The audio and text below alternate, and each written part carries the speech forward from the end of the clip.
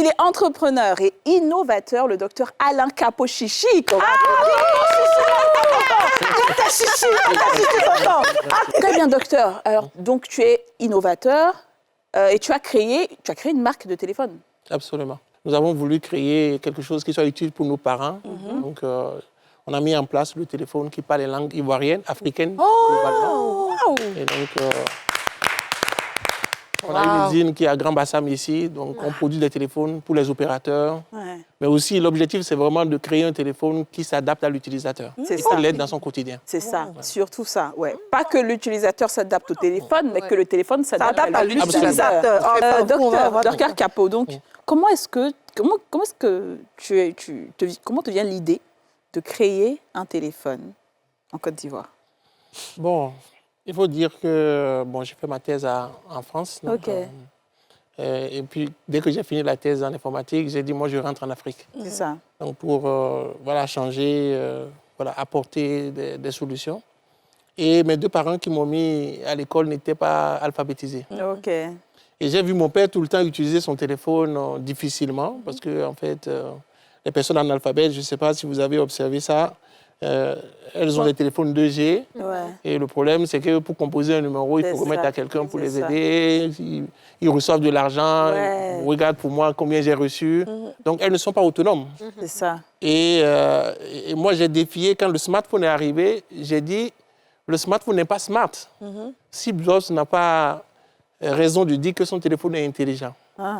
Et j'ai défié donc le modèle en fait, de smartphone en faisant le superphone. OK. Donc, le superphone, en fait, c'est un téléphone qui s'adapte à toi, qui comprend ton écosystème. Et ça, c'est important, en fait. C'est-à-dire que...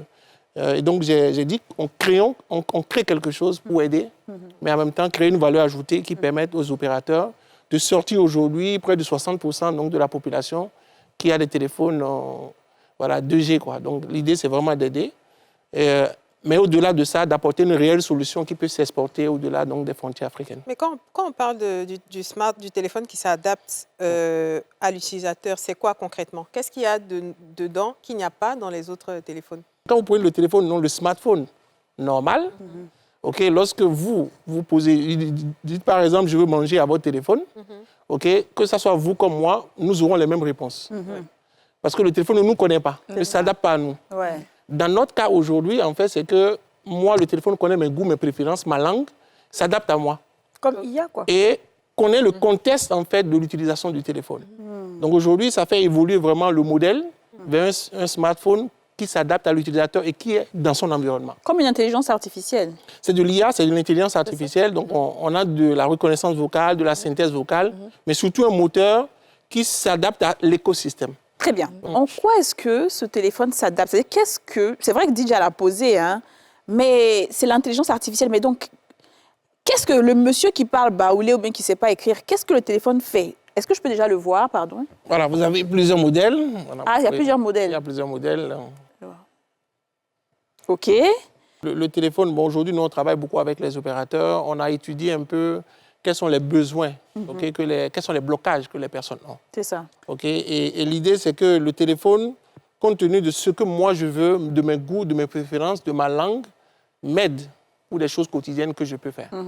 Donc, c'est vraiment ça. Donc, on a travaillé non seulement donc, sur quels sont les besoins au quotidien en fait, de ces personnes-là. Je veux envoyer de l'argent, je veux pouvoir écouter de la musique, je veux... tout ce que je peux faire au quotidien.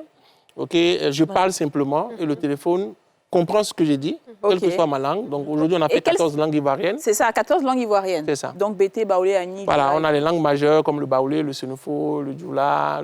Là, par exemple, ce que je voulais demander aussi, c'est que le téléphone, vous dites que verbalement, on peut parler la langue. Mais est-ce qu'à l'écrit aussi, parce qu'on sait que quand on configure un téléphone, il y a français, anglais, allemand, tous les trucs. Est-ce qu'on l'écrit aussi? Oui, on peut écrire. En Baoulé, en Djoula, et puis la personne peut avoir les applications avec la langue langue maternelle. Voilà. En fait, à la base, en fait, le téléphone, comme vous le savez, c'est qu'il faut que les gens sachent lire et écrire pour utiliser les téléphones. C'est ça. Jusqu'à présent. Alors que nos parents qui n'ont pas été à l'école, ne savent pas lire et écrire. Et donc, il fallait d'abord qu'on leur apprenne à lire et écrire avant qu'ils utilisent le téléphone. Donc, nous avons d'abord dit, qu'est-ce qu'il faut faire? Donc, aujourd'hui, tout le monde sait parler. C'est ça. Donc, quand je parle, et je parle juste ma langue, et je peux faire des commandes vocales. Donc, les gens font des commandes vocales.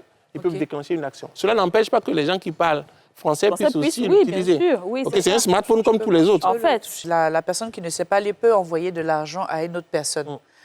Sachant que déjà, on sait que les réseaux mobiles ici, il y a quand même un protocole à suivre. Comment ça se passe? La personne te répond, le téléphone te répond verbalement pour dire que tu as cette étape-là, tu dois donner le numéro de téléphone, faut dire verbalement le numéro de la personne. C'est quoi le processus? C'est ça. En fait, dans le principe, c'est que vous avez déjà enregistré les contacts dans votre toi. Si le contact n'existe pas, il va vous demander le téléphone. Oui, il va vous demander le le numéro. numéro. Ou bien il y a des mécanismes pour collecter de la donnée. OK? Et maintenant, si le contact existe déjà, il va envoyer de l'argent. Il faut bien entendu que vous ayez de l'argent sur votre compte. Et nous, on a essayé d'éliminer tout ce qui est code USSD. Vous savez que sur les téléphones aujourd'hui, pour envoyer de l'argent, il faut taper 1, taper 2, taper 3. C'est ça. Vous faites juste une commande vocale. Je vais envoyer 10 000 francs à Kadi. Et puis ça s'en va. mais est-ce que quelqu'un prend le téléphone du vieux pour aller envoyer l'argent? Le téléphone, en fait de l'identification vocale aussi. C'est-à-dire qu'il y a la reconnaissance vocale où quand je dis quelque chose, il sait qu'on dit quelque chose, mais l'identification vocale, c'est qu'il sait que c'est Alain qui a dit. Donc, si par exemple, vous prenez mon téléphone et vous dites envoyer de l'argent, il dit je ne peux pas envoyer parce que ce n'est pas Alain.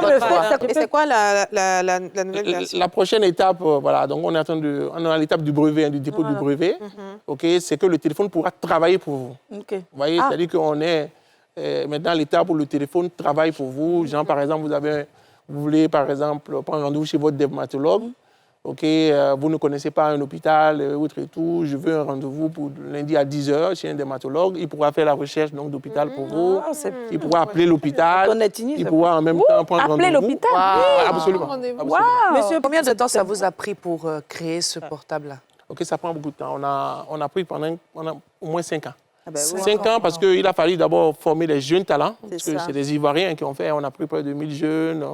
Au moins 200 qui ont travaillé pendant presque 2 ans ou 3 ans pour concevoir. Il a fallu créer le produit.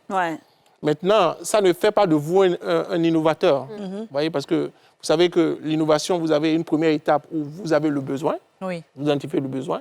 Et vous avez après imaginé des solutions. Donc, vous allez être dans l'étape de la créativité. Bon, quelle solution je peux apporter?